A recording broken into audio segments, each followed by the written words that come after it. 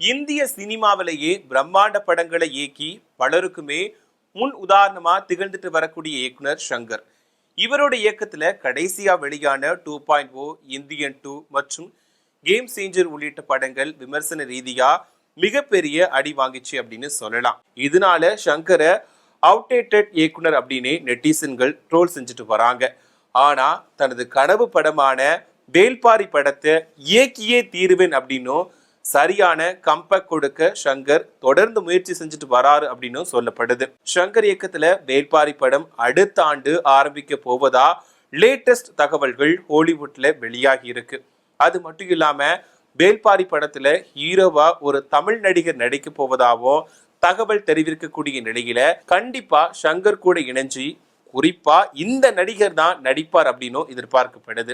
Lyca மற்றும் red giant நிறுவனத்தோடு இணைஞ்சு Shankar Indian 3 படத்தை உருவாக்கிய நிலையில இந்தியன் 2 படத்தோட தோல்வி காரணமா இந்தியன் 3 படத்தை முடிக்க மேலுமே ஷூட்டிங்க்கு பணம் ஒதுக்க முடியாது அப்படின்ற முடிவுல லைகா நிறுவனம் கரார் காட்டிட்டு வராங்க அப்படின்னு கூறப்படுது.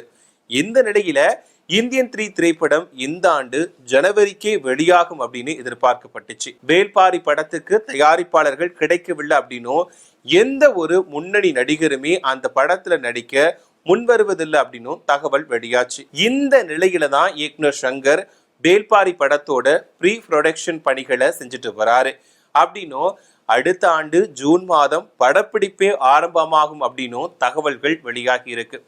இதுல முக்கியமான விஷயம் என்னன்னா, நடிகர் சூர்யாவை வச்சுதான் சங்கர் வேல்பாரி படத்தை எடுப்பார் அப்படின்னும் எதிர்பார்க்கப்படுது. விஜய், அஜித்தை தொடர்ந்து தமிழ் சினிமாவில் முன்னணி நடிகர் அப்படின்னா சூர்யா தான்.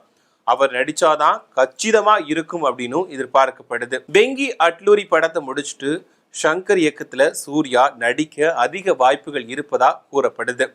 சூர்யா சம்மதம் தெரிவிக்கல அப்படின்னா சியான் விக்ரம் தான் ஒரே தேர்வு அப்படின்னு கூறுறாங்க.